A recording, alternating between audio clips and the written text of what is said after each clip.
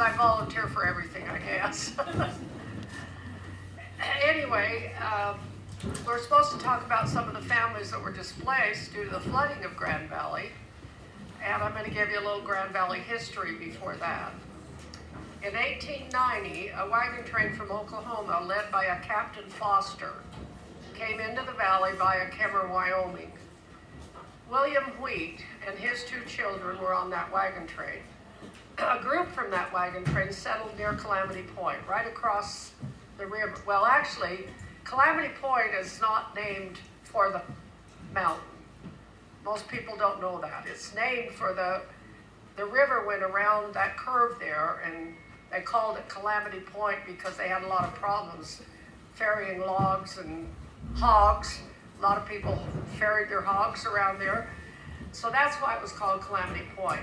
And they were located on this side of the river, is where they set their, and it was a little town there called, or a little settlement there called Rosa. And there was actually a post office there at the time. And then Paul and Josie Bird ended up with that, and that was, they sold it when they decided to build a dam. So where the left abutment of the dam was, is where that ranch was. I don't know, I guess there was a little land along the river that maybe they farmed, I don't know. I'm sure there are people here that could add to this, so please feel free to speak up. People began to settle in the area known as Grand Valley. Larry's grandfather and his grandmother came into Swan Valley in December of 1904, and he was the first teacher in the Old Rock Schoolhouse. He taught for 1 year, and then they moved to Grand Valley and homesteaded in Grand Valley. He was a forest ranger, and his territory ran all the way from Alpine to Heisey, and he was the only forest ranger. Kind of like the way the government grows, isn't it? So they sold out, and I don't know if anybody knows who they sold to. Archie McKay was in Grand Valley, and he was a nephew, so Bert Rude. Bert Rude, Larry says, who he sold to. So upriver from Calamity Point on the east side of the river was the Sandy Martin farm. The Oliver Jacobson had a farm near Little Elk Creek, Milo Ford, Tick Daniels, Still Nickerson, Elwin Hinks, Charlie Salisbury, Walt Pine, High Hansen. High Hansen was either the grandfather or great-grandfather, Lane? Great-grandfather? Grandfather. Grandfather. So there's some history right there.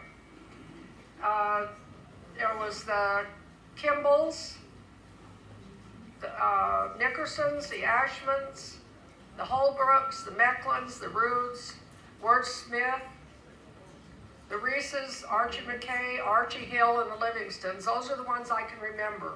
If anybody knows of some that weren't there, please speak up. They were all people that were bought out at some point by people that were up there. Your family was from farther, were they farther up in the Alpine area, Blake? They were just above Indian Creek a ways. Just above Indian Creek, okay. Creek. Okay.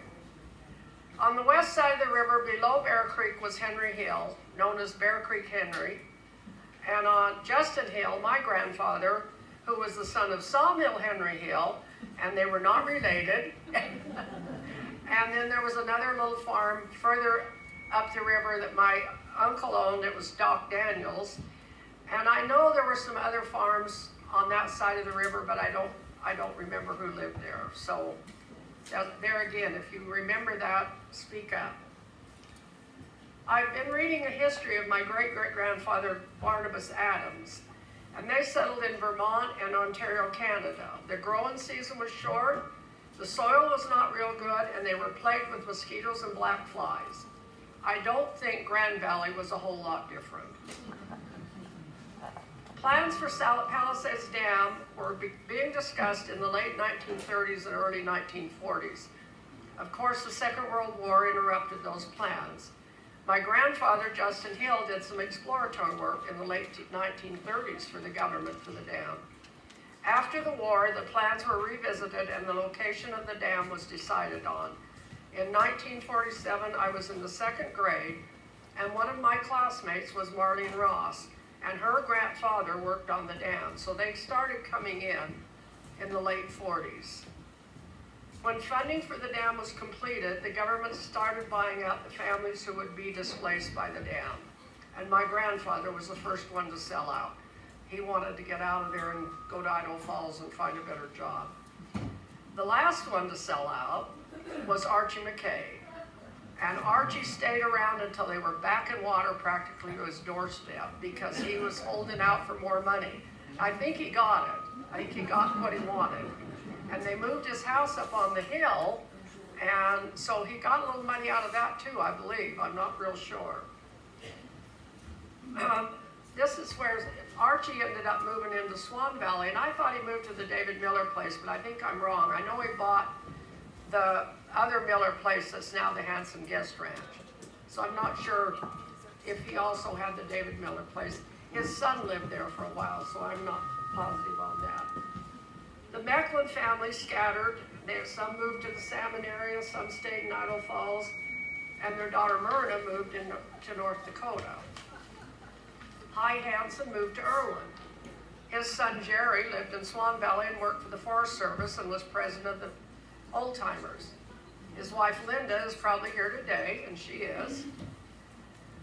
His sister Louise, his sister Gloria married a dam kid, Lou McVeigh, and this is Lane's dad. His sister Louise married Howard Hatfield and was a longtime Valley resident. She loved to dance, and when they used to have the old fiddlers here, she was always the first one on the dance floor and the last one on the dance floor. She grabbed any guy she could grab to dance with her on the dance floor. Walt Pine moved to the Palisades area. The Salisburys built a cabin just above where the road turns to go into the dam. And that cabin's for sale right now. I don't know. I did know who lived there, but I don't know if they're still there or not. The Kimballs purchased the Irwin store and ran it for a while, and then they sold it to Bart Peterson, who's here today, to his parents. Wirt Smith bought a farm in Ryrie, and I think maybe somebody from Wirt Smith's family's here today. Is that right? Robert. If you are, welcome. And you can probably tell a lot more history than I can. Max Alton and Les Jacobson moved to Swan Valley from Alpine. Ellis Jacobson moved to Idaho Falls. Keith and Vernon Shurtleff bought 3,000 to 4,000 acres on the Alpine Flats. That's right where when the lake starts going down, that's the first area that's uncovered. They paid 25 cents an acre for that ground and sold it for $25 an acre. That's a pretty good chunk of change for not too much.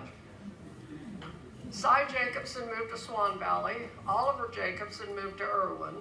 Merle Jacobson moved to Pine Basin Ski Hill and built a nice house up Pine Creek. Merle's wife Bee taught school in Irwin for years. She was one of my teachers.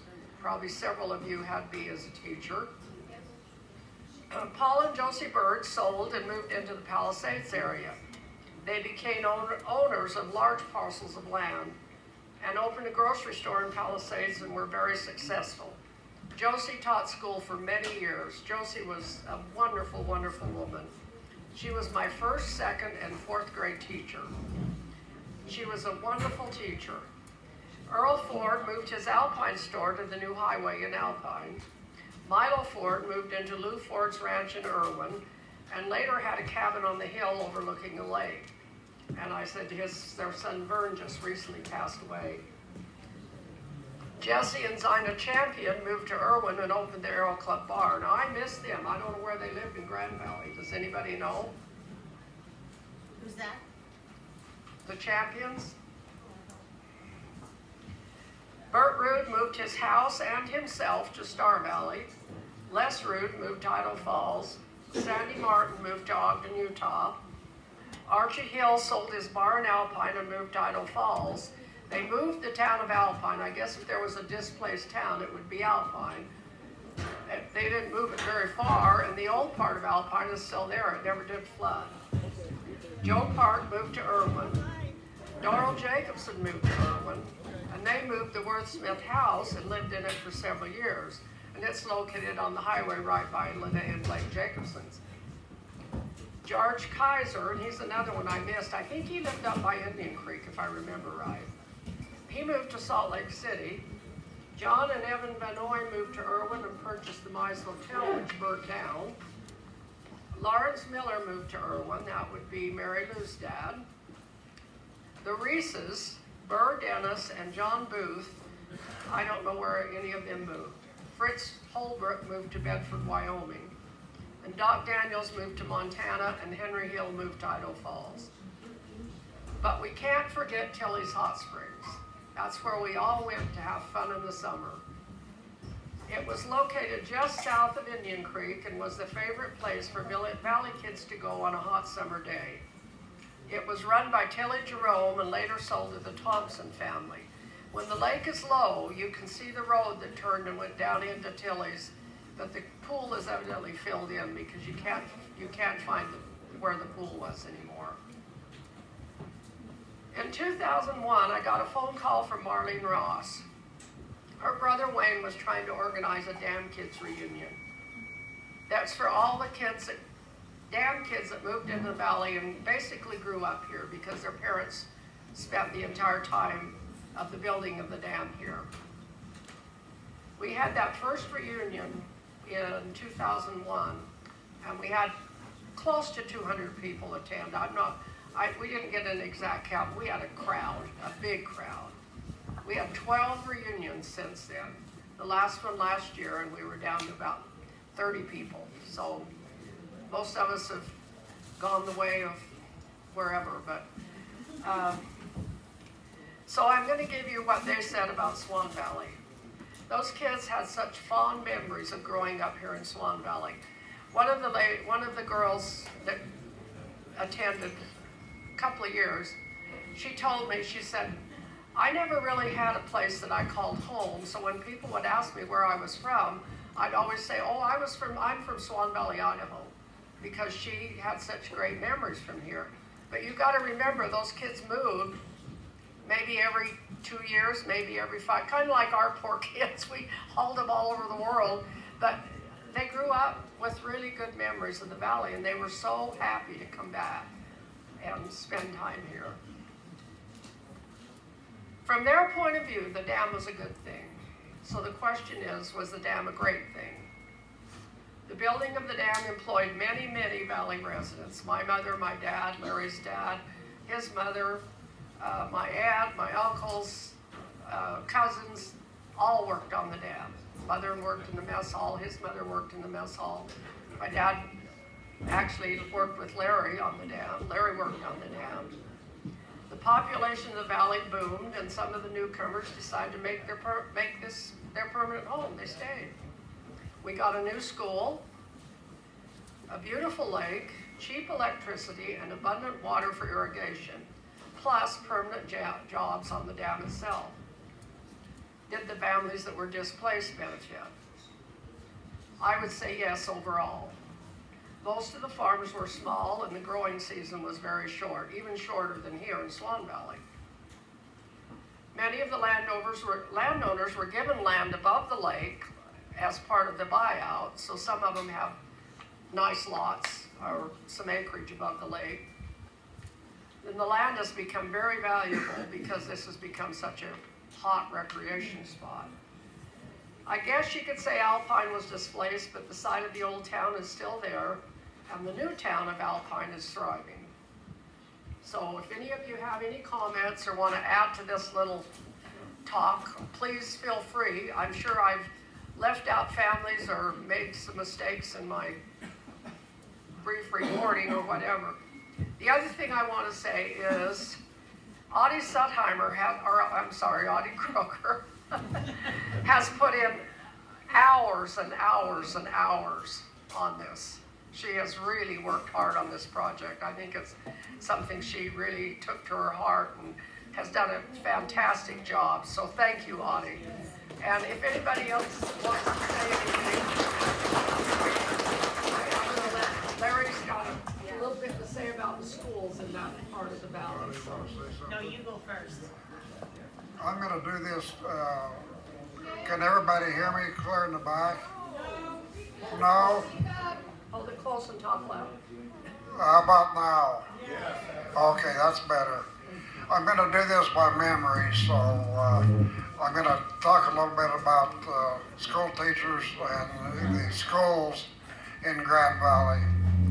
There was three schools, a lot of people think there's four, but, the fourth one was in Alpine, and it was across the river in Wyoming. So, starting, to the south and coming down the valley, there was, the first one was Pumpkin Center, and Josie Bird was a teacher there later on, and she didn't like the Pumpkin Center, so she had to change to Pumpkin Center. And then there was Blowout, and then the third one was Fidelity, better known as Whiskey Run, where it's Trillis' mother and aunt crossed the footbridge and went to school there. So Josie Bird, I'm going to back up. In 1947, they consolidated all the schools from Grand Valley, Irwin, Swan Valley, and Pine Creek Bench. And so all the kids went to the old Rock Schoolhouse in Irwin. Josie Bird lived in Alpine, and she was a Hoffman before she married Paul Bird. And she drove the school bus from Alpine to Irwin every night, and then took the kids home, and plus taught school in the schoolhouse. I'm losing my thought of train here now. That makes me tired thinking about it. Those are long days.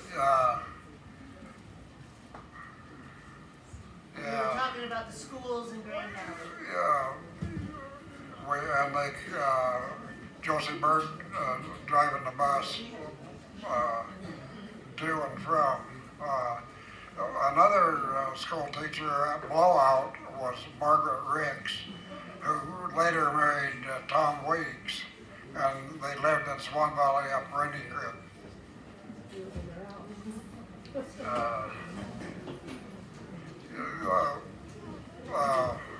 Kevin Wheeler is here. I think he now owns the place that Tom and Margaret Weeks lived.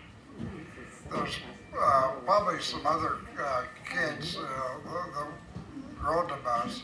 I have in my book the map that Josie Bird drew by hand was her route. And I know some of the kids went to Pumpkin Center and Blowout, and then Fidelity. I'm gonna pass these around. Yeah. You'll tell them. Okay. Here's some photographs.